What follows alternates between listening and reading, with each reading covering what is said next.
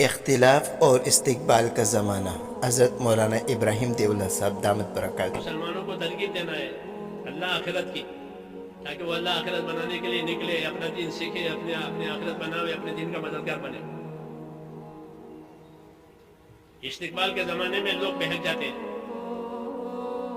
کیوں؟ استقبال ہے،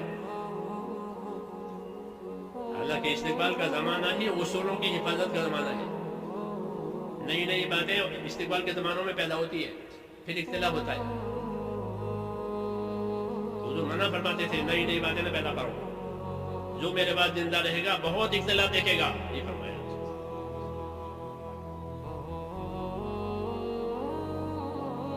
تو ہم احتیاط کریں اپنے باتیں میں، اپنے بولنے میں، اپنے برتاؤ میں، تاکہ دعوت اپنے محاسن، اپنے خوبیوں کے ساتھ واضح ہو کہ دعوت کی کیا محاسن ہے، دعوت کی کیا خوبی ہے۔ کہ سب سے پہلے دعوت کی خوبی ہے دعوت دینے والوں کی نیت کی خوبی، کہ ان کی نیت صحیح ہونی چاہیے، کہ وہ سوائے اللہ کی رضا کے، سوائے اپنی آخرت بنانے کے ان کے دل دماغ میں کچھ نہ ہو۔ یہ تاکید کی ہے کہ کام کرنے والا صرف اللہ اور آخرت کو سامنے رکھے، بس۔ جس کے سامنے اللہ آخرت ہوگی پھر وہ ہر حال میں کام کرے گا۔ حسن نیت اس کو کہتے ہیں کہ حسن نیت پیدا کرو۔ یہ نیت کی خوبی کام کرنے والوں میں، کہ کیوں کر رہے ہو؟ اعزاز مل رہا ہے اس لیے کر رہے ہو، خصوصیتیں مل رہی ہیں اس لیے کر رہے ہو، کہ اعزاز ملے نہ ملے، خصوصیت ملے نہ ملے، کوئی پوچھے نہ پوچھے، مجھے تو اپنی آخرت بنانی ہے۔ صحابہ دنیا میں گئے تو دنیا والوں سے یوں کہا کہ تمہارے ملک میں ہم تمہاری کرنسی کی وجہ سے یا تمہاری دنیا کی وجہ سے نہیں آئے ہیں، ہمارے عزائم تمہارے پاس آنے میں آخرت کے لیے کہا، آخرت کے عزائم کے ساتھ تمہارے پاس آئے ہیں۔ انما ہممنا الآخرہ ولیست ہممنا الدنیا، ہم تمہارے پاس آخرت کے عزائم لے کر آئے ہیں کہ تمہاری زندگی بن جاوے، ہماری زندگی بھی بن جاوے، اور ہماری تمہاری آخرت بنے۔ ہمیں تمہاری دنیا سے کوئی مطلب نہیں ہے، تمہارے معنوں سے ہمارا کوئی تعلق نہیں، تمہاری عورتوں سے ہمارا کوئی تعلق نہیں، تمہاری تعریف سے ہمارا کوئی تعلق نہیں، ہماری تعریف کرو کہ نا انما ہممنا الآخرہ۔ جو آخرت کو سامنے رکھ کر چلے گا وہ فتنے سے بچے گا۔ جی ہاں، عبداللہ ابن عمر جب خلافت راشدہ ختم ہو گئی تو کھڑے ہو گئے فتنے بڑے بننے کے لیے۔ تو ایک آدمی کہہ رہا تھا کہ اس کا ہم سے زیادہ حقدار کون ہے، یعنی حکومت کا اور اس کا۔ یہ کہہ رہا تھا اپنے تیز روٹ پر سوار ہو کر آ رہا ہے۔ اس وقت میں تیز روٹ ایسے تھے آج کے زمانے کی بہترین کاریں ہوتی ہیں، ایسے زمانے تیز روٹ ہوتے تھے، نجیب کہتے تھے اس کو، نجیب اچھا روٹ ایسا چلتا تھا۔ تو اپنے اچھے روٹ پر وہ کہا کہ اس کے یعنی اس عہدے کے حقدار ہم ہیں، ہم سے زیادہ حقدار کون ہے؟ یہ وہ کہہ رہا تھا اپنے روٹ میں بیٹھا ہوا، کیونکہ استقبال کا زمانہ ہے تو ہر ایک کو اپنی عزت، اپنی بڑائی کا دھیان آتا ہے۔ ابن عمر سن رہے تھے، ابن عمر 7 برس کی عمر میں مسلمان ہوئے تھے، اور سنت کے پورے پابند، حضور کی ہر ترتیب کے پورے پابند۔ تو وہ یہ کہہ رہا ہے کہ اس کا حقدار کون ہے؟ فرمایا میرے دل میں آیا کہ میں اس سے کہوں کہ اس کے حقدار تو وہ ہے جس نے تجھ کو تیرے باپ کو محنت کر کے اسلام میں داخل کیا، وہ اس کے حقدار ہے۔ لیکن میں نے یہ بات اس لیے نہیں کہی کہ مجھ کو اپنی آخرت یاد آئی، کہ بولنے دو، میں نے تو جو کچھ کیا ہے آخرت کے لیے کیا ہے۔ تو ذکرت الجنت ونعیمہا فترکتھا، بخاری شریف کی روایت ہے کہ مجھے جنت یاد آ گئی، آخرت یاد آ گئی، میں چھوڑو اس کجے میں کون پڑے، اس کو بولنے دو۔ تو جو اللہ آخرت کو سامنے رکھے گا وہ نہیں پڑے گا فتنے میں۔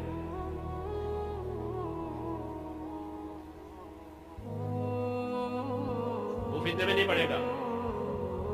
اس لیے حسن نیت دعوت والے کی، دین والے کی پہلی خوبی کہ اپنے ارادے سے آخرت چاہے، کہ میری آخرت تو بہرحال بننی چاہیے، اور اس کے لیے حسن نیت، اپنی نیت کو اچھے کرو، ہر وقت نیتوں پر جانو کیوں کر رہے ہو، کسی کو راضی کرنے کے لیے، کسی کو خوش کرنے کے لیے، تاکہ وہ ترقی دے خوش ہو کر کہ یہ غلط بات ہے کہ ایک اللہ ہے اس کو خوش کرنا ہے۔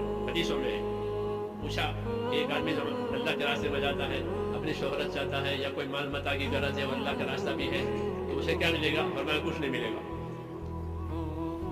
कुछ नहीं मिलेगा। 2-3 दफा उसने पूछा, हर मर्तबा यही जवाब मिला, कुछ नहीं मिलेगा। लोग परेशान हो गए।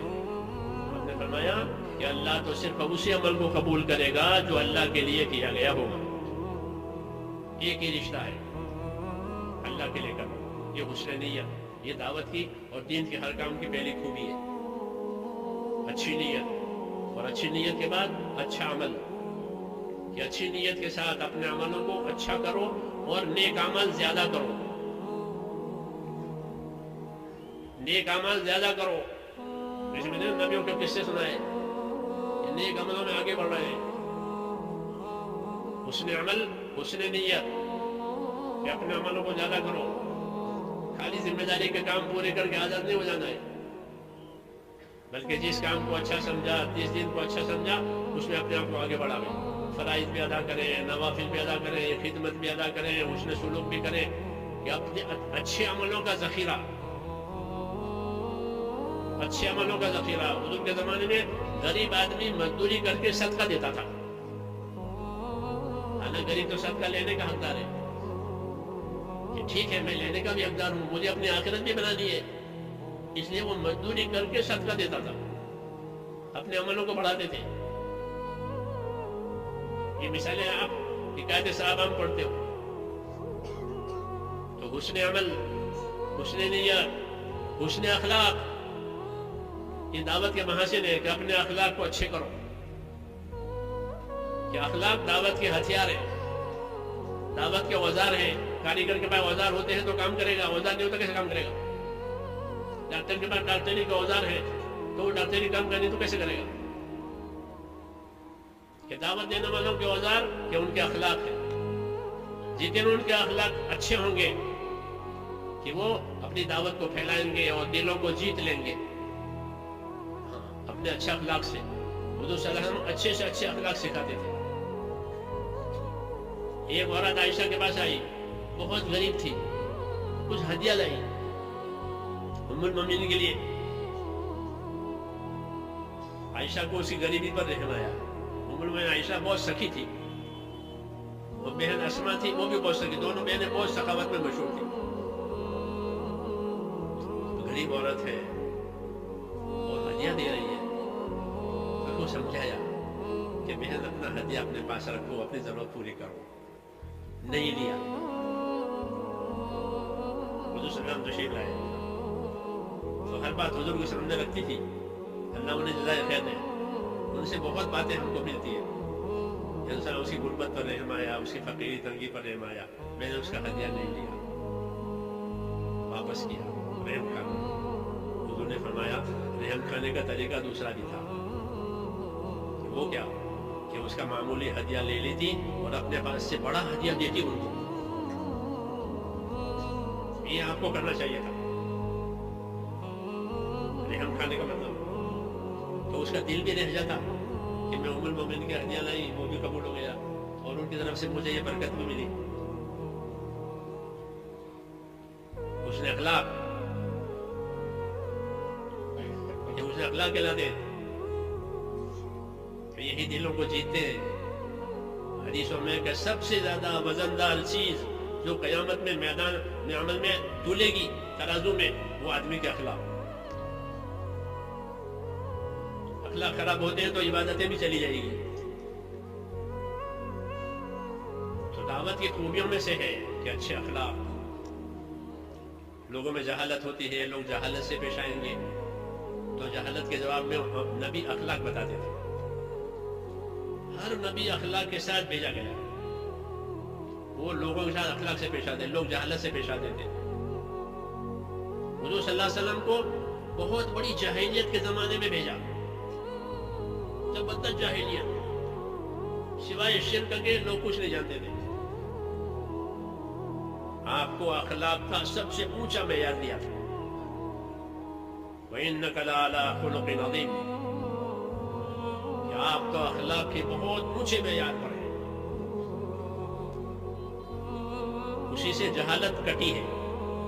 जहालत के जवाब में अगर हुजूर जहालत करते और लड़ने वाले से लड़ते तो लड़ाई ही होती, लड़ाई ही बढ़ती। आपने ये नहीं किया, بلکہ جہالت کے جواب میں اخلاق سے پیش آئے. مسجد میں ایک آدمی پیشاب کر دے, لوگ اس کو روکے کہ نہیں مت روکو, اسے پیشاب کر دینا, پیشاب رک جائے گا اس کا. لا تضربوه حدیث شریف میں, اس کو پیشاب میں سے میں لٹکاؤ, پیشاب کر لینا مسجد میں. اس کے بعد فرمایا کہ تم لوگ تو آسانی کرنے والے, اپنے ساتھیوں کے تم تو آسانی کرنے والے, پانی کا ڈول لے آؤ اور پانی بہاؤ, جگہ پاک ہو جائے. ان کو یہ سمجھایا, اس کو یہ سمجھایا کہ بھائی یہ تو مسجد ہے, اس میں تو نماز پڑھی جاتی ہے, اس میں تو اللہ کا ذکر کیا جاتا ہے, اس میں تو اللہ کو یاد کیا جاتا ہے, اس کے لیے یہ نہیں ہے. یہ وہ جاہل ہے, جنگلی ہے. تو حسن اخلاق دعوت کے محاسن میں سے ہے, دعوت کی خوبیوں میں سے ہے. اللہ کے راستے میں اخلاق کی مشق ہوتی ہے, مختلف لوگوں سے ملنا ہوتا ہے, مختلف لوگوں سے ملنا جلنا ہوتا ہے, ان کے مختلف مزاج ہوتے ہیں, کہ سب کو برداشت کر کے, سب کو لے کر کے چلو, سب کی جھیلو, سب کی خدمت کرو, پھر دیکھو اخلاق بتاؤں گے. مولانا صحیح صاحب کہتے ہیں کہ تبلیغ میں اخلاق کی مشق ہے, خالی پھرنا نہیں ہے, اخلاق کی مشق ہے. کہ دوسرے جاتی کریں گے ہم صبر کریں گے, دوسرے جاتی کریں گے ہم احسان کریں گے, ہم اس کی خدمت کریں گے, کہ پھر وہ دوست ہو جائے گا. یہی تعلیم دی ہے.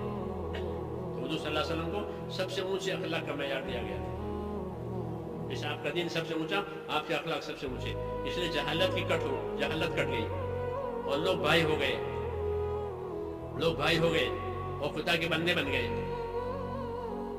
دعوت کے محاسن میں سے ہے اچھے اخلاق, کہ اچھی نیت, اچھے اعمال, اچھے اخلاق, اچھا اسلوب, اچھے ڈھنگ سے اپنی بات پیش کرو. حسن اسلوب, یہ ہم دعوت والوں کو سمجھنے کی بات ہے. حسن اسلوب, کہ اچھے اسلوب سے, اچھے ڈھنگ سے اپنی بات پیش کرو. مار کاٹ کی بات نہیں ہے, یہ رد کرنے کی بات نہیں ہے, تحقیر کی بات نہیں ہے, تردید کی بات نہیں ہے, تنقیص کی بات نہیں ہے. اچھے ڈھنگ سے پیش کرو بات. ایک آدمی حضور کے پاس آتا ہے, آپ روزانہ پڑھتے ہیں فضائل تبلیغ میں, یا رسول اللہ مجھے زنا کرنے کی اجازت دیجیے. یہ کہہ رہا ہے زنا, زنا ایسا عمل ہے کہ کسی آسمانی شریعت میں اس کی اجازت نہیں ہے. شرک اور زنا دونوں حرام ہیں, اور وہ زنا کی اجازت مانگے نبی سے. خبر کو سمجھایا ہے, آپ جانتے ہیں نا, پڑھتے ہیں حدیثوں میں, تو سمجھایا اس کو کہ زنا, کیا تم اپنی بیٹی سے کوئی زنا کرے اس کو پسند کرو گے؟ کہ نہ. کہ کوئی تمہاری ماں سے کرے اس کو پسند کرے؟ نہ. کیا اپنے بہن خالہ کسی, تو بھائی جس طرح تم پسند نہیں کرتے ہو اس کام کو اپنی بیٹی بیوی سے, تو دوسرے لوگ بھی تو پسند نہیں کرتے. یہ حسن اسلوب کہلاتا ہے, یہ سنت پیغمبر ہے, اس کو سیکھنا پڑے گا. مار کاٹ نہیں ہے اس کام میں, اپنے آپ کو بچھانا پڑے گا. حسن اسلوب, کہ اچھے ڈھنگ سے اپنی بات پیش کرو, تو اس کی سمجھ میں آ گئی بات. اور پھر اسے سینے پر ہاتھ رکھا, اس کے لیے دعا بھی مانگی کہ اللہ زنا کی محبت اس کے دل میں سے نکال دے. تو دعوت بھی دی, دعا بھی دی, اس کو اپنا بنا لیا, نہیں تو زنا کی طرف جا رہا تھا. کہاں جا رہا تھا؟ یہ کیا کہ اسلوب ہے, یہ حسن اسلوب, یہ دعوت کے محاسن ہے, دعوت کی خوبیاں ہیں. یہ کہ بات کو مثبت انداز سے پیش کرو, یہ کرتے ہو تو یہ بھی کرو. یہ نہیں کہ تم اس میں لگے ہوئے ہو. ہم لوگ امریکہ گئے, 80 میں سال رہے, وہاں کام نہیں تھا, ہم ان سے بات کرتے تھے. تو ایک دن وہاں کے ساتھی کہنے لگے کہ آپ نے یہاں کوئی دنیا کی برائی تو بیان نہیں کی, کہ دنیا مچھر کے پکڑا پر ہے, یہ ہے وہ ہے.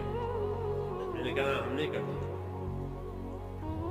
کہ ہم کو اچھا لگا. یہ کیوں کہ ہم تو یہ دنیا کے لیے تو آئے ہیں, یا کون سے کھانا کعبہ کی عبادت کے لیے ہمیں, یہ تو امریکہ ہے, تو ہم تو اپنی دنیا کے لیے آئے ہیں.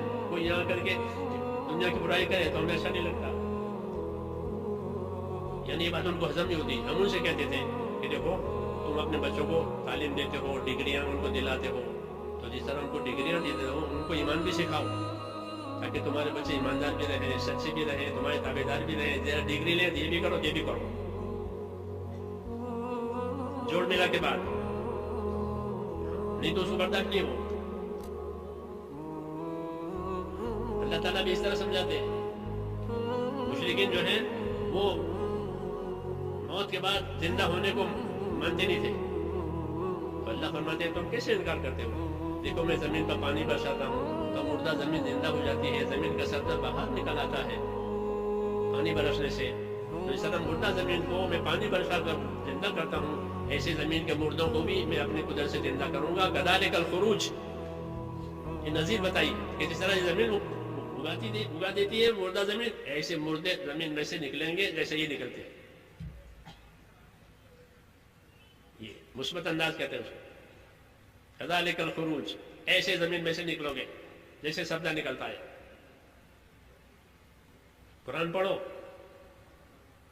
کیسا اسلوب ہے قرآن, حکیمانہ اسلوب کہ اپنے بات کو حکمت سے سمجھاؤ, نرمی سے سمجھاؤ, ہمدردی سے سمجھاؤ. محاسن دعوت مولانا سید قاسم ہم کو سمجھاتے تھے رحمت اللہ علیہ.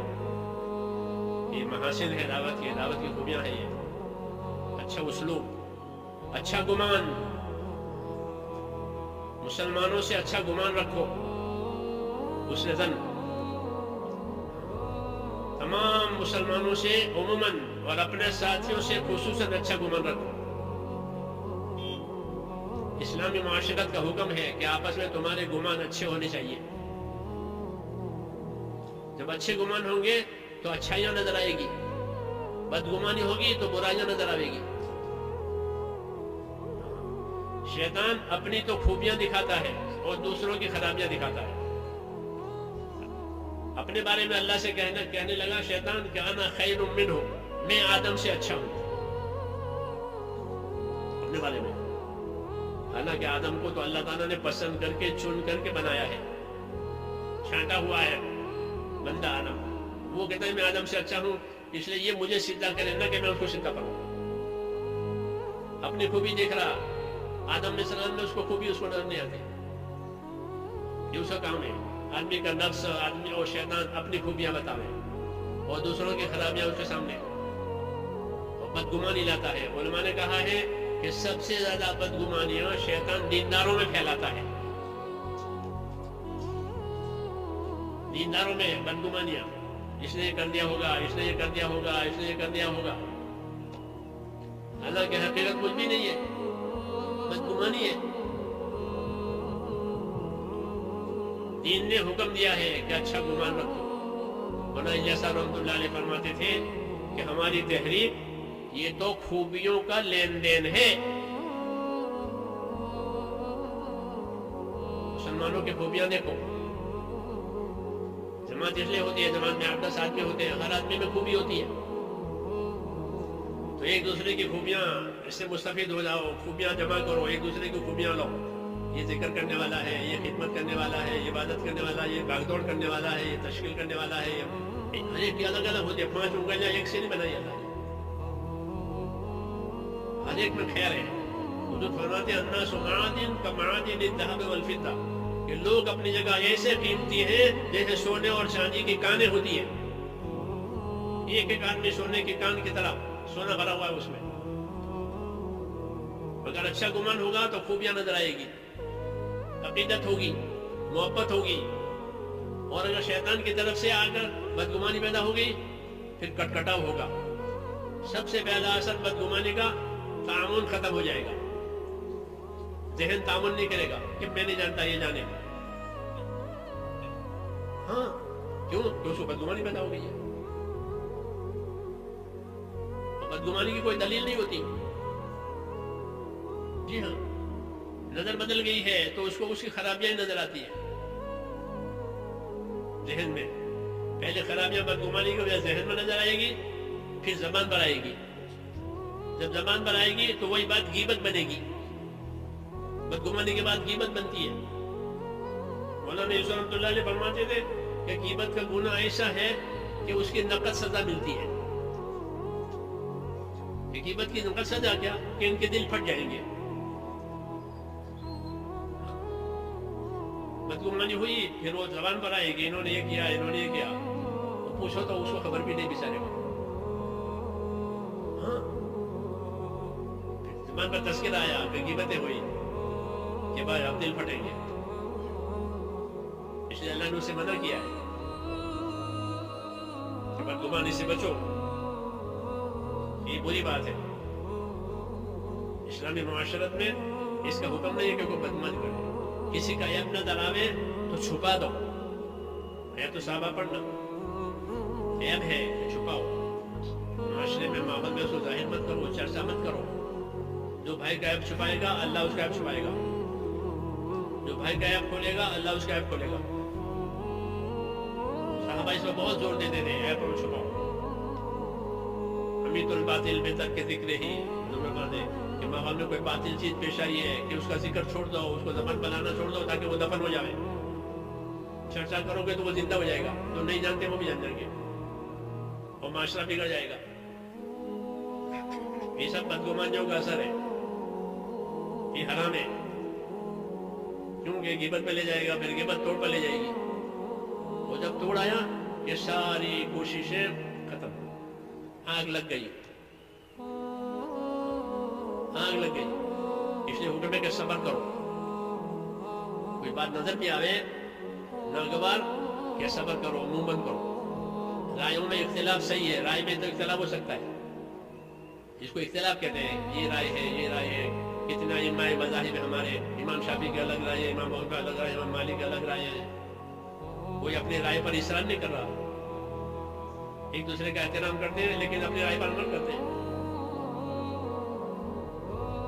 ایسے رائے میں اختلاف ہو سکتا ہے لیکن اپنی بات پر ہٹ جانا اور مخالفت کرنا اس کی اجازت نہیں. اختلاف الگ ہے, مخالفت الگ ہے. جب یہ باتیں پیدا ہوگی تو اختلاف سائڈ پر ہو جائے گا, مخالفت ہو جائے گی. اس لیے کہا اچھا گمان رکھو. خوبیوں کا لین دین ہے, خوبیوں کا لین دین, اس کی مشق کہ ان میں کیا خوبی ہے, ان میں کیا خوبی ہے. اپنے ساتھیوں کے مناقب اور فضائل حضور صلی اللہ علیہ وسلم بتاتے تھے. ابو بکر میں یہ فضیلت ہے, عمر میں یہ فضیلت ہے, ابو ذر میں یہ فضیلت ہے. ان کی خوبیاں بتاتے تھے. مناقب صحابہ اسے کہتے ہیں. حضور بتاتے ہیں ان میں یہ ہے, ان میں یہ ہے. اویس کرنی تابعی ہے, ابھی آئے بھی نہیں ہے یمن سے کہ اویس آئیں گے. ان کا درجہ بتایا کہ جب وہ آوے تو ان سے دعا مغفرت کرانا. وہ صحابی نہیں ہے, تابعی ہے. تو حضرت عمر تلاش کرتے تھے اپنے خلافت میں کہ اویس آئے نہیں آئے تاکہ میں ان سے مغفرت کی دعا کروں. کہاں حضرت عمر, کہاں اویس. کیوں؟ ان میں ایک خوبی ہے, نبی نے بتایا ہے کہ خوبی تلاش کرو. حیات الحیوان ایک کتاب ہے, علماء جانتے ہیں. ہم حیوانات کی تفصیل لکھی ہے اور بھی بہت سی باتیں اس میں. اسلام کی وہ ایک عجیب کتاب مانی جاتی ہے اسلامی کتب خانے میں, حیات الحیوان. یہ میری کی ہے, مصری ہے. مختلف حیوانوں کی مختلف چیزیں لکھی ہیں. اس میں قصہ لکھا ہے کہ ایک بزرگ کہتے تھے کہ مجھے ہر چیز میں خوبی نظر آئی ہے, ہر چیز میں. جب کوئی بڑا آدمی ایسا کرتا پھر سوال کرنے والے سوال کھڑا کرتے ہیں کہ آپ کو ہر چیز میں خوبی نظر آئی. کہ ہاں, خنزیر میں کیا خوبی ہے؟ کیوں؟ اسلامی شریعت میں وہ نجس العین ہے, پورا ناپاک ہے, اس کی کوئی گنجائش ہی نہیں. کہ آپ نے اس میں کیا خوبی دیکھی؟ کہ ہاں اس کی ایک خصلت ہے. کیا خصلت ہے؟ کہ وقوعہ لغذائہ ہی, جو اس میں لکھا ہے. یہ حیوان ایسا ہے کہ صبح جلدی اٹھ جاتا ہے اور اپنی روزی تلاش کرتا ہے. کتے کو آپ دیکھو گے, کتا رات بھر بھوکتا رہے گا. وہ صبح آپ نماز پڑھنے جاؤ گے نا تو کہیں پڑا ہوا ہوگا. صبح میں یہ سو جاتا ہے اور یہ کہ صبح جلدی اٹھ جائے گا, اپنی روزی تلاش کرتا ہے. یہ اس کی خصلت ہے. یہ میں نے اس میں دیکھی وقوعہ لغذائہ ہی.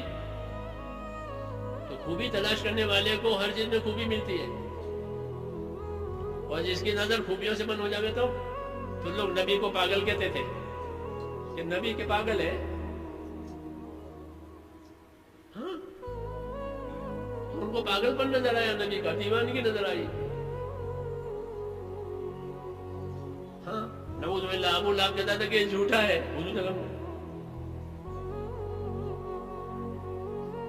اس کو جھوٹ نظر آیا, یہ پاگل پن نظر آیا.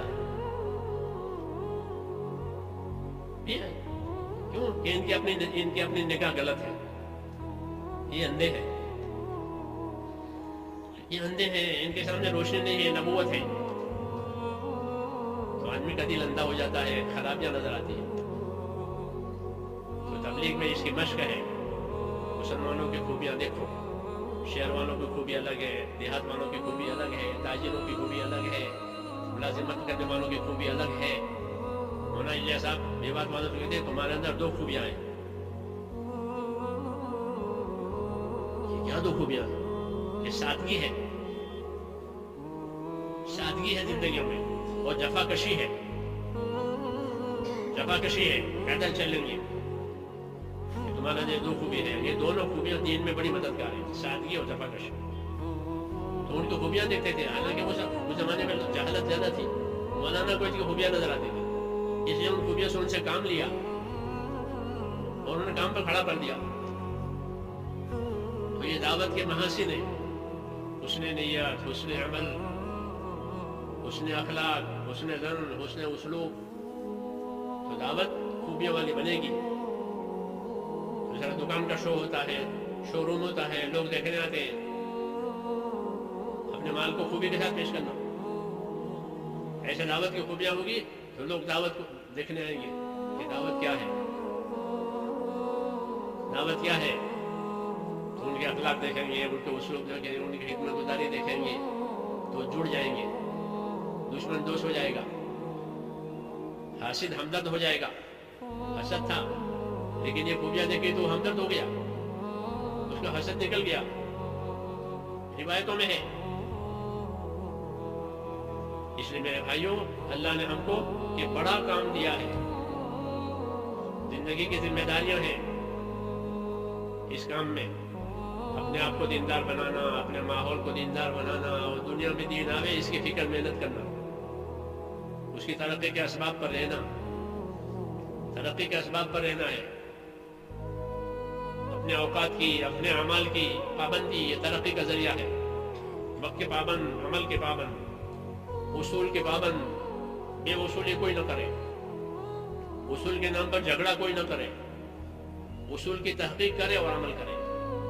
یہ صحابہ کا طریقہ تھا, جھگڑتے نہیں تھے. رائےوں میں اختلاف ہوا کہ ٹھہر جاؤ, مدینے جا کے پوچھیں گے. یہاں سے جوتے نہیں چلتے تھے آپس میں, اچھا یہ ہے ٹھیک ہے, مدینے جا کے پوچھیں گے. وجہ تو پوچھتے تھے. یہی طریقہ ہے. اختلاف ہوا کہ اپنے ذمہ داروں جا کے رجوع کرو, ان سے پوچھو صحیح کیا ہے, صحیح لے لو.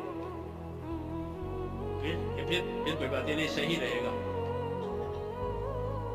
یہ کرتے تھے. رائےوں میں اختلاف تو ہوتا ہے, یہ سمجھداری کی نشانی ہے. جو سمجھ نہیں ہے تو کہاں سب ٹھیک ہے, سب ٹھیک ہے. اور سمجھ ہے تو وہ تولے گا کہ ہماری یہ رائے ہے تو بہت اچھی بات ہے. اصول کہ اصول کی تحقیق یہ تو ضروری. اصول میں جھگڑنا یہ نقصان. اصول جھگڑوں کے لیے نہیں ہوتا. جب جھگڑے پیدا ہو گئے تو گمراہی آئے گی, ہدایت نہیں آئے گی. ما اضل اللہ قوما الا اوتوا الجدل. اس قوم کو اللہ تعالیٰ گمراہ کر دیتا ہے جن میں جھگڑے کھڑے ہو جاتے ہیں.